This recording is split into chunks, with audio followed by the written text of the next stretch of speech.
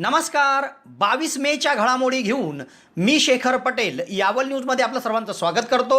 ऐकूया आजच्या ठळक घडामोडी. डिजिटल जगात सुरू करा डिजिटल प्रोडक्टचा डिजिटल बिझनेस.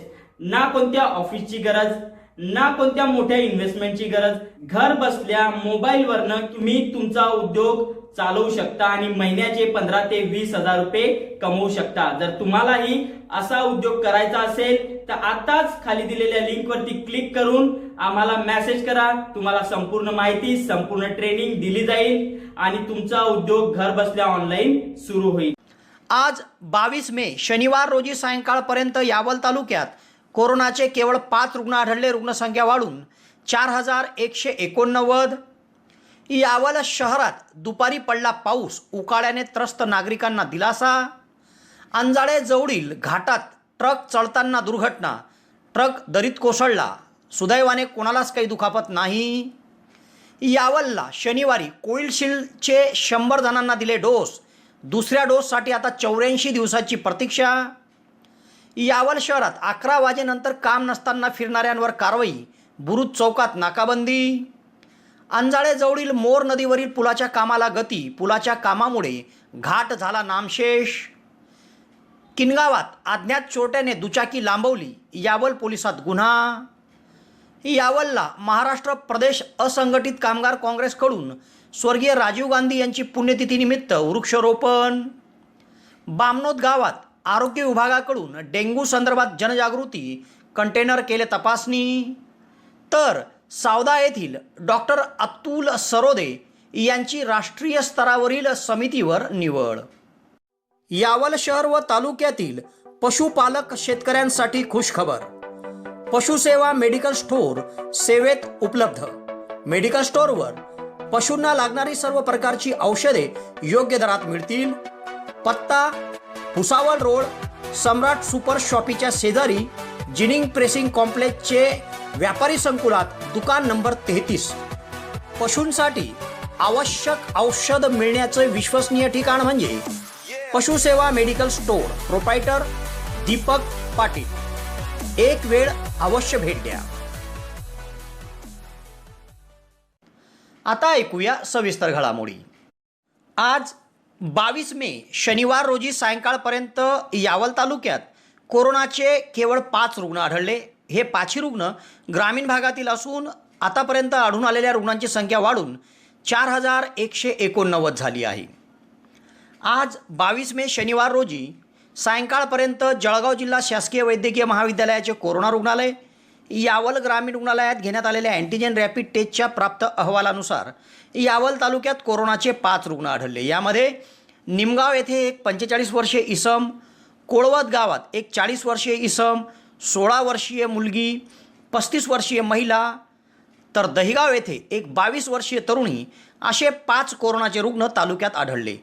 आतापर्यंत आढळलेल्या रुग्णात 688 रुग्ण यावल शहरात, 741 रुग्ण फैजपूर शहरात, तर ग्रामीण भागात 2760 रुग्ण असे यावल शहर, फैजपूर शहर आणि ग्रामीण भाग मिळून यावल तालुक्यात आतापर्यंत 4189 कोरोनाबाधित रुग्ण आढळले आहेत. यातील 3950 रुग्ण कोरोनामुक्त होऊन बरे होऊन घरी परतले आहेत, तर उपचारादरम्यान 118 जणांचा मृत्यू झाला आहे.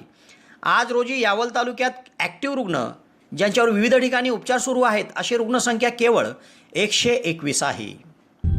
आता शेतकऱ्यांसाठी ऊस, डाळिंब, द्राक्ष शेतीला उत्तम पर्याय. सीताफळ उत्पादन. मधुबन फार्म व नर्सरीच्या सीताफळाच्या 42 विविध जातीच्या डेमो प्लांट व रोप उपलब्ध. राजनंदिनी फार्म अँड नर्सरी, मुक्काम पोस्ट वानेवाडी, तालुका बार्शी, जिल्हा सोलापूर, महाराष्ट्र. संपर्क क्रमांक आनंद यादव 85 51 80 12 12 73 50 02 03 02. शहरात दुपारी 1:30 वाजेच्या सुमारास पावसाला सुरुवात झाली. हळूवार सुरू झालेल्या पावसाच्या सरी अचानक वाढल्या. या पावसामुळे अंकलेश्वर बऱ्हाणपूर राज्यमार्गालगत असलेल्या एका ट्रान्सफॉर्मरला आग देखील लागली होती. तर वेळीच विद्युत वितरण कंपनीला नागरिकांनी सूचना केल्यामुळे विद्युत पुरवठा बंद करण्यात आला होता. एकूणच या पावसामुळे उकाड्यापासून त्रस्त नागरिकांना दिलासा मिळाला आहे. शहरात शनिवारी दुपारी 1:30 वाजेच्या सुमारास अचानक वातावरण बदलले व पाऊस कोसळू लागला. हळूवार सुरू झालेला पाऊस वाढला आणि धो-धो बरसला. सकाळपासून उन्हाची तीव्रता वाढली होती. यातच आलेल्या पावसामुळे नागरिकांना उकाड्यापासून चांगला दिलासा मिळाला. तर या पावसामुळे अंकलेश्वर बऱ्हाणपूर राज्यमार्गालगत शेतकी संघाच्या व्यापारी संकुलासमोरील एक विद्युत ट्रान्सफॉर्मरला आग लागली होती. काही नागरिकांनी तातडीने विद्युत वितरण कंपनीला माहिती दिली व वीज पुरवठा खंडित करून अनर्थ टाळण्यात आला. एकूणच वातावरणाच्या बदलासोबत झालेल्या या पावसामुळे यंदाच्या मान्सूनला लवकर सुरुवात होईल अशी शक्यता वर्तवली जात आहे.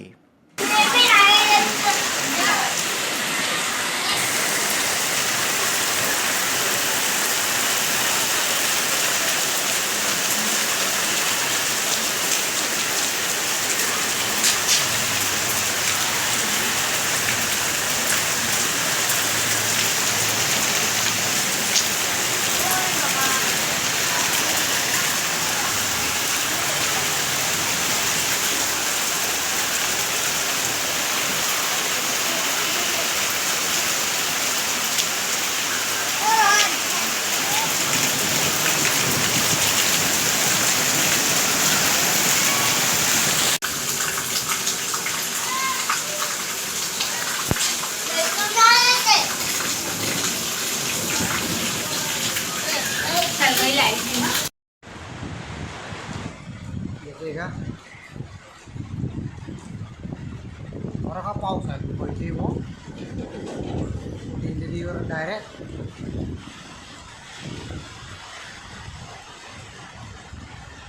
लावता येणं शिकला पण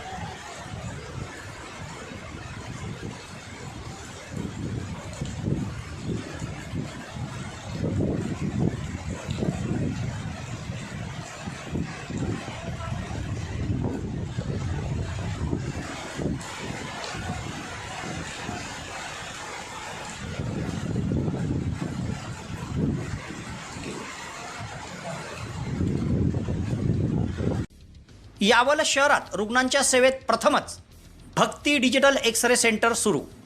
आता डिजिटल एक्स-रेसाठी जळगाव भुसावळ जाण्याची गरज नाही.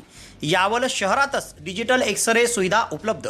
यामध्ये रुग्णांची कंबरदुखी, खोकला, मानदुखी, निमोनिया, गुडघेदुखी, टीबी, छाती व फुफ्फुसांच्या विकारासंदर्भात तपासणी खात्रीशीर केली जाईल व डिजिटल एक्स-रेसह रिपोर्टिंगसुद्धा या ठिकाणी मिळेल. तेव्हा एक वेळ अवश्य भेट द्या. भक्ती डिजिटल एक्स-रे सेंटर, आई हॉस्पिटलच्या शेजारी व श्री कलेक्शनच्या खाली, भुसावळ रोड, यावल. यावल भुसावळ रस्त्यावरील अंजाळे गावाजवळील घाटावर एक अवजड वाहन अर्थात ट्रक अचानक घाटावरून दरीत कोसळला. शुक्रवारी मध्यरात्रीनंतर झालेल्या या दुर्घटनेत कोणालाही दुखापत झाली नाही, मात्र वाहनाचे मोठे नुकसान झाले आहे. भुसावळकडून यावलकडे वाहन क्रमांक GJ03 BV 2928 ही अवजड ट्रक येत होती. शुक्रवारी मध्यरात्रीनंतर अंजाळे गावाजवळील घाटाच्या चढतीवर सदर ट्रकचा वेग कमी झाला व वाहन असंतुलित होऊन मागच्या बाजूने जाऊ लागले. चालकाने वाहनाला थांबवण्याचा खूप प्रयत्न केला, मात्र त्यात त्याला यश आले नाही आणि वाहन शेजारीच असलेल्या दरीत कोसळले. या अपघातामध्ये ट्रकचे मोठे नुकसान झाले आहे, मात्र सुदैवाने चालक किंवा इतर कोणालाही दुखापत झाली नाही.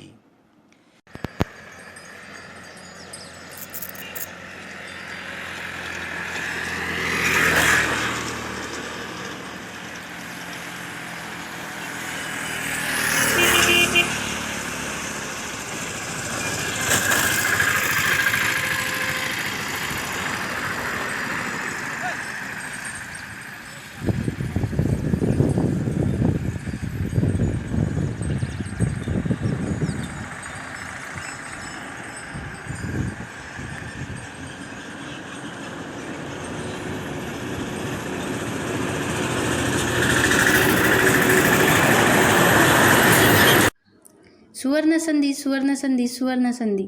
यावल तालुक्यातील पहिलेच QCI व DGET मान्यताप्राप्त श्री गणेश ITI यावल या ठिकाणी फिटर, इलेक्ट्रिशियन व बांधकाम पर्यवेक्षण या ट्रेडसाठी प्रवेश देणे सुरू. प्रशिक्षणार्थ्यांना प्रशिक्षणानंतर हमखास नोकरीची संधी व संस्थेच्या माध्यमातून कॅम्पस इंटरव्ह्यू घेतले जाणारे पहिलेच यावल तालुक्यातील श्री गणेश ITI यावल. तेव्हा त्वरा करा उज्ज्वल भविष्यासाठी. आजच आपला प्रवेश निश्चित करा. पत्ता सातोद रोड, नवीन कन्या शाळेजवळ, श्री गणेश ITI यावल. संपर्क 93 70 94 84 82. शहरात ग्रामीण रुग्णालयाच्या वतीने शनिवारी कोविशिल्ड लसीचा पहिला डोस 100 जणांना देण्यात आला, तर दुसऱ्या डोससाठी येथे अनेकांनी गर्दी केली होती. मात्र दुसरा डोस आता थेट 84 दिवसानंतर घेण्याचा निर्णय शासनाने घेतल्यामुळे दुसरा डोससाठी आलेल्यांना निराश होऊन परत जावे लागले. एकूणच दुसरा डोस हा 84 दिवस केल्यानंतरच नागरिकांची नोंद पोर्टल घेत आहे, म्हणून येथे आलेल्या गरजूंना तो डोस देणे शक्य होत नाही आहे. येथील ग्रामीण रुग्णालयामध्ये शनिवारी लसीकरणकरिता कोविशिल्डचे 100 डोस प्राप्त झाले होते. यात प्रामुख्याने पहिल्या डोसधारकांना हे डोस देण्यात आले. तत्पूर्वी 5 दिवसापासून बंद असलेल्या लसीकरणास सुरुवात झाल्याने सकाळच्या सत्रात येथे गर्दी झाली होती. दुसरा डोस मिळावा म्हणून अनेकांनी आरोग्य अधिकारी व कर्मचाऱ्यांशी हुज्जत देखील घातली. मात्र वॅक्सिनच्या पोर्टलवर अर्थात शासनाच्या संकेतस्थळावर थेट दुसरा डोस घेण्याची नोंदणी होत नव्हती. त्यासाठी 84 दिवस हे झाल्यानंतरच तो डोस त्यांना देता येईल म्हणून शासनाच्या पोर्टलवर तशा सूचना येत होत्या. एकूणच 84 दिवसानंतर आता दुसरा डोस वॅक्सिनचा दिला जाणार आहे. याची नोंद नागरिकांनी घ्यावी असे आवाहन आरोग्य प्रशासनाकडून देण्यात आले आहे. शनिवारी येथे लसीकरणकरिता वैद्यकीय अधिकारी डॉक्टर BB बारेला, अधिपरिचारिका नेपाली भोळे, वैशाली बैरागी, सुमन राऊत, रेणुका वाघ, कांचन चौधरी, वसंतकुमार सदाशिव आदींनी परिश्रम घेतले.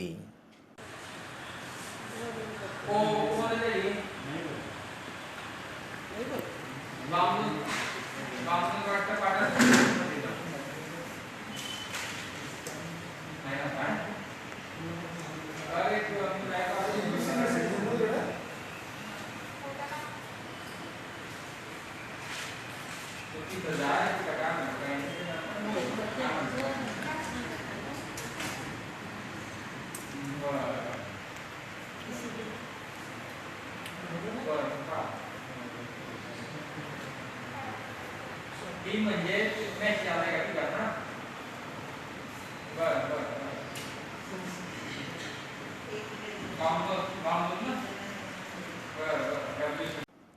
शहरात अंकलेश्वर बऱ्हाणपूर राज्य मार्गावर बुरुज चौकात 11 वाजेनंतर चोख पोलीस बंदोबस्त लावण्यात आला होता. दररोज या ठिकाणी 11 वाजेनंतर कारण नसताना घराच्या बाहेर फिरणाऱ्यांविरुद्ध कारवाई केली जात आहे. अनेकांकडून दंड वसूल करण्यात आला असून 1 जूनपर्यंत या ठिकाणी नियमित बंदोबस्त ठेवला जाणार आहे असे पोलिसांनी सांगितले. शहरातून मार्गस्थ होणाऱ्या अंकलेश्वर बऱ्हाणपूर राज्य मार्गावर बुरुज चौकामध्ये शनिवारी देखील पोलिसांचा चोख बंदोबस्त होता व नाकाबंदी करण्यात आली होती. शहरात कारण नसताना घराबाहेर फिरणाऱ्याविरुद्ध दंडात्मक कारवाई या ठिकाणी केली जात होती.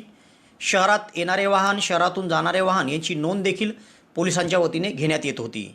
या ठिकाणी कारवाईकरिता पोलीस निरीक्षक सुधीर पाटील, पोलीस उपनिरीक्षक जितेंद्र खैरनार, पोलीस उपनिरीक्षक अजमल खान पठाणसह नगरपालिका प्रशासनाचे कक्ष अधीक्षक विजय बडे, शिवानंद कानडे, हवालदार सलीम शेख, भूषण चौहान, निलेश वाघ, असलम खान, सिकंदर तळवी, होमगार्ड विजय जावरे, पंकज कोळी, दिनेश धनगर, आकाश कोळी, सारंग पाटील, रवींद्र काटकर, मोबिन शेख, संदीप पारदे, नितीन पारदे, रामदास घारू, विश्वनाथ गजरे आदींनी परिश्रम घेतले. तर सायंकाळी या भागात फिरणाऱ्यांची अँटीजेन कोरोना रॅपिड तपासणी देखील करण्यात आली.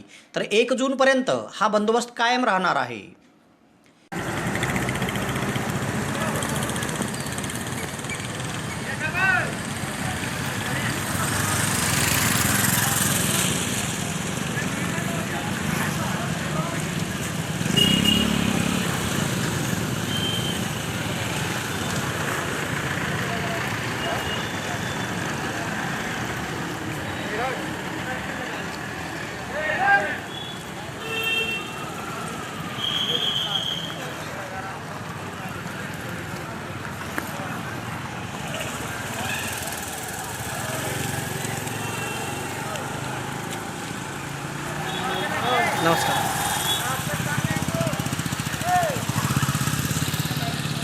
शेळगाव बॅरेज प्रकल्पाअंतर्गत अंजाळेजवळील मोर नदीवरील पुलाचे काम आता वेगाने सुरू झाले आहे.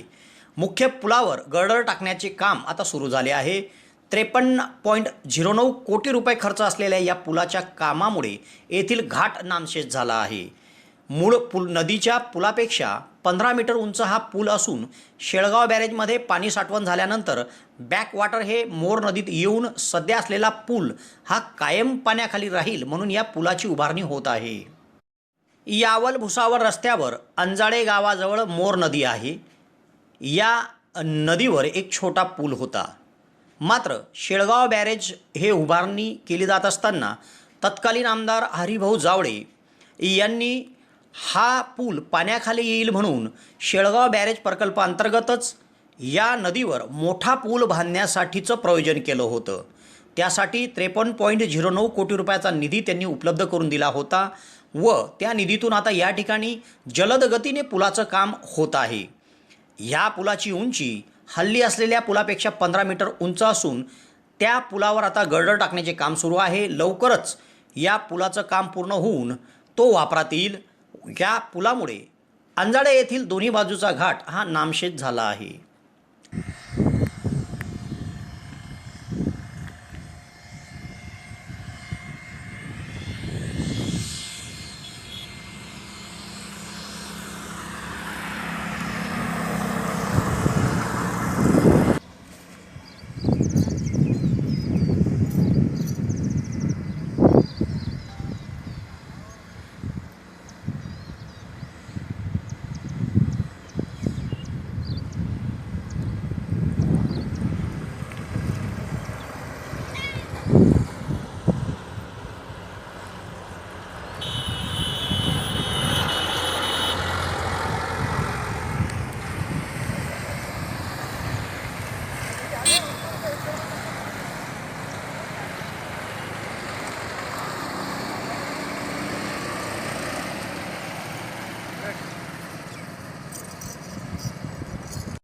तालुक्यातील किनगाव येथून अज्ञात चोरट्याने दुचाकी लांबवल्याने खळबळ उडाली आहे. ही घटना बुधवारी घडली. या प्रकरणी यावल पोलिसात अज्ञात चोरट्याविरुद्ध गुन्हा दाखल झाला आहे. महेंद्र जनार्दन पाटील राहणार किनगाव हे बुधवारी किनगाव शिवारालगतच आपल्या शेतगट क्रमांक 227 मध्ये दुचाकी घेऊन गेले होते व शेत बांधाजवळ त्यांनी दुचाकी क्रमांक MH19 BF 8802 ही लावली. तेव्हा सकाळी 11 ते दुपारी 2 या वेळेत ते शेतात काम करत होते. जेव्हा घरी जाण्यासाठी ते बांधावर आले तेव्हा त्यांची दुचाकी तिथे नव्हती. सर्वत्र शोध घेऊन देखील दुचाकी मिळून आली नाही म्हणून कोणीतरी अज्ञात चोरट्याने दुचाकी लांबवल्याची खात्री झाली व त्यांनी यावल पोलिसात अज्ञात चोरट्याविरुद्ध गुन्हा दाखल केला आहे. पुढील तपास हवालदार सुनील तायडे करीत आहे.